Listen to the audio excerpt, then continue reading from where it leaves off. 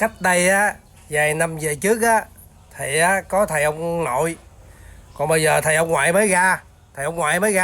Trời ơi, thầy ông ngoại này á cạo đầu xuất giá đi tu, mà ông tu kiểu lạ lắm cả nhà. Rồi ông tu thứ ghê lắm, chắc tôi phải học hỏi ông này thêm thời gian nữa, chắc tôi bái ông là sư phụ luôn á. Thiệt á, bái ông làm thầy luôn nha. Mời cả nhà cùng xem clip nha. Một chút thôi cho người lên tiền,